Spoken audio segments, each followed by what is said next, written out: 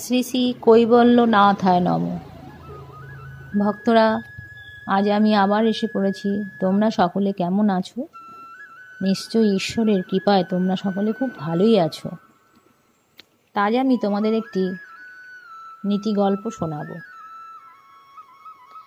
গল্পটি শুনে যদি তোমাদের ভালো লেগে থাকে, চ্যানেলটিকে একটি সাবস্ক্রাইব করো, একটি লাইক দিয়ে আমার সঙ্গে থেকো এবং ভালো কিছু যদি বলার থাকে কমেন্ট করে জানাতে পারো। তাহলে চলো আজ গল্পটি শুরু করি। শুরু করার আগে আমি আমার গুরুদেব শ্রী কৈবল্যনাথের চরণে শত সহস্র কোটি প্রণাম জানাই এবং আমার পিতামাতার চরণেও শত সহস্র কোটি প্রণাম জানি। আজ আমি গল্পটি শুরু করছি।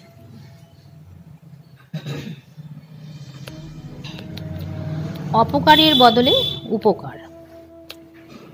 গল্পটির নাম। পণ্ডিত জয়দেব ছিলেন একজন খুব উচ্চ স্তরের মহাত্মা পুরুষ। এই দেশের রাজা তাকে খুব ভক্তি শ্রদ্ধা করতেন এবং তার সব দায়িত্ব নিজে বহন করতেন। জয়দেব একজন গৃহী হওয়া সত্ত্বেও খুব ত্যাগী পুরুষ ছিলেন। কিছু প্রাপ্তি হোক বা কেউ ধন সম্পত্তি দান করুক, এসবের বিন্দু মাত্র ইচ্ছা তার মনে ছিল না। তার স্ত্রীও ছিলেন পতিব্রতা।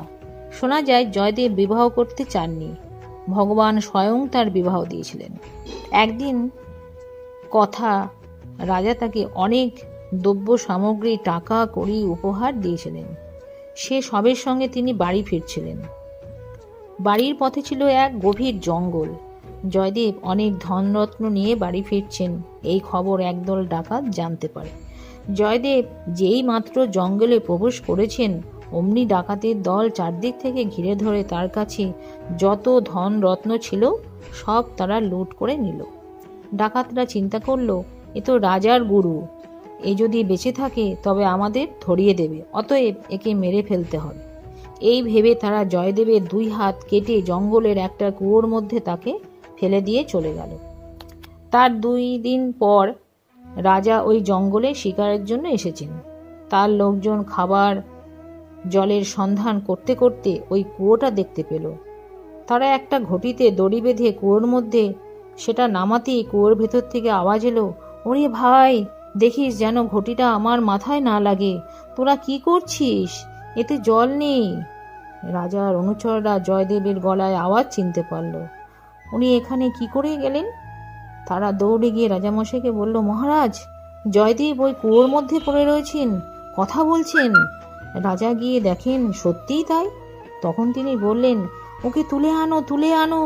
সযত্নে তাকে উপরে তোলা হলো। তখন সবাই দেখতে পায় জয়দেবের 2 হাত কাটা। রাজা জিজ্ঞাসা করলেন, গুরুদেব, এ কি করে হলো? জয়দেব বললেন, মহারাজ, আমার পারদ্ধ ভাগ্য বশে যা হবার হয়েছে। জয়দেবকে অনেক জিজ্ঞাসাবাদ করা হলো, কারাই এ কাজ করেছে, তাদের চিনতে পেরেছেন কিনা, তারা দেখতে কেমন ইত্যাদি, কিন্তু জয়দেব মুখ খুললেন না, শুধু বললেন, এ আমার কর্মফল, আর কিছুই না।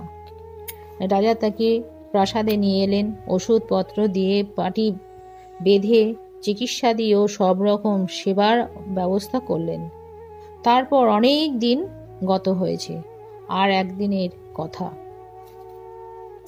যে ডাকাতরা জয়দেবের হাত কেটে তাকে কুয়োয় ফেলে দিয়েছিল, তারা সাধুর বেশ ধরে কোনো এক জায়গায় যেতে যেতে দূরে দেখতে পেল রাজামশাই আসছেন, সঙ্গে জয়দেবও রয়েছেন। জয়দেব ডাকাতদের চিনতে পারলেন। তিনি রাজাকে বললেন, মহারাজ, আপনি তো আমাকে অনেক দিন ধরে টাকা কড়ি ধনরত্ন দেবার জন্য অনুরোধ করছেন, তা আজ এক কাজ করুন। ওই যে 4 জন লোক যাচ্ছে, ওরা আমার বিশেষ বন্ধু, আজ ওদের কিছু ধনরত্ন দিন। আমাকে দেওয়া আর আমার বন্ধুদের দেওয়া একই কথা। এই কথা শুনে রাজা খুব অবাক হলেন, এই ভেবে যে জয়দেব তো জীবনে কখনো কারো কাছে এভাবে কিছু চাননি, তবে আজ এই কথা বলছেন কেন? যাই হোক, রাজার আদেশে ওই 4 জনকে ডেকে আনা হলো। তারা এসে দেখলো হাত কাটা অবস্থায় জয়দেব সেখানে বসে আছেন। তাদের তো ভয়ে প্রাণ উড়ে গেল। তারা ভাবলো, এবার বোধ হয় আমাদের ফাঁসি দেওয়া হবে। রাজা সাধুরূপী ডাকাতদের সঙ্গে খুব ভালো ব্যবহার করলেন। তারপর প্রচুর সোনা রূপা মোহর উপহার দিলেন। ওরা যত পারল নিল, কিন্তু বোঝা খুব ভারী হয়ে গেল। এখন কি করা যায়? রাজা তখন তার লোকজনদের আদেশ দিলেন, এদের সঙ্গে নিয়ে পৌঁছে দিয়ে এসো। রাজার আদেশে যত ধন রত্ন সব গাড়িতে চাপিয়ে রাজার সিপাহীদের সঙ্গে পাঠিয়ে দেওয়া হলো।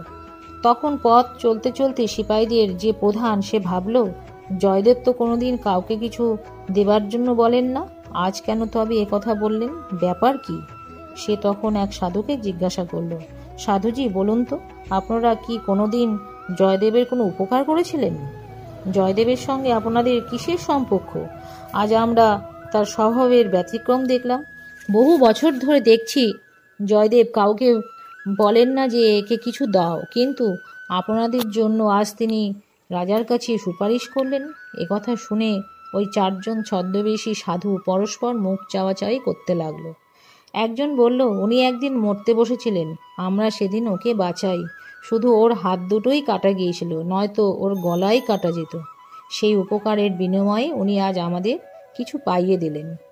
তাদের এত বড় মিথ্যা কথা মা ধরণী সহ্য করতে পারলেন না।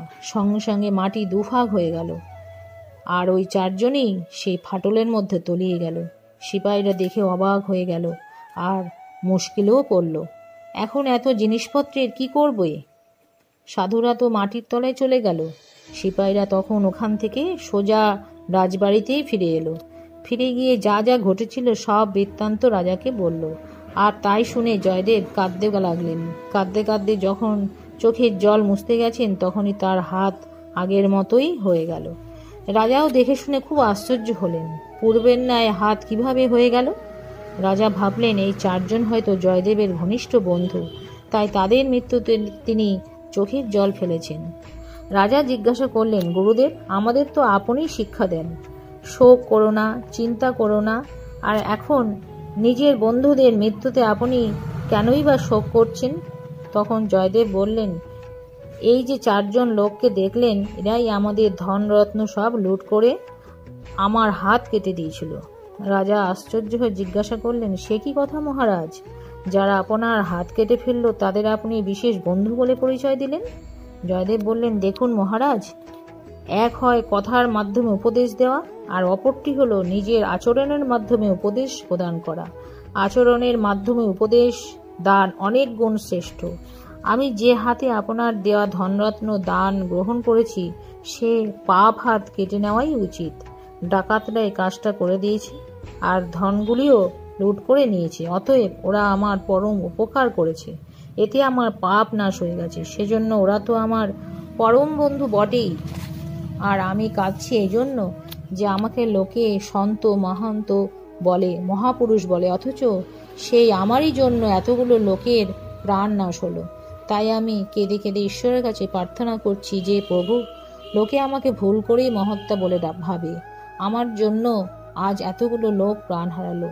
আমি মহাপাতকী দুরাত্মা, আমার অপরাধ ক্ষমা করো মহারাজ, আমি প্রার্থনা ছাড়া আর কি করতে পারি? রাজা আশ্চর্য হয়ে বললেন, গুরুদেব, আপনি যদি পাতকই হবেন আর আপনার জন্য চারজন লোক মারা গেল, তাহলে আপনার কাটা হাত ফিরে পেলেন কি করে এ সম্ভব হলো? জয়দেব বললেন, পরমেশ্বর তার ভক্তের অপরাধ পাপ সদ্গুণ নিজ গুণে মার্জনা করেন, তাই তার কৃপায় হাত ফিরে পেয়েছি।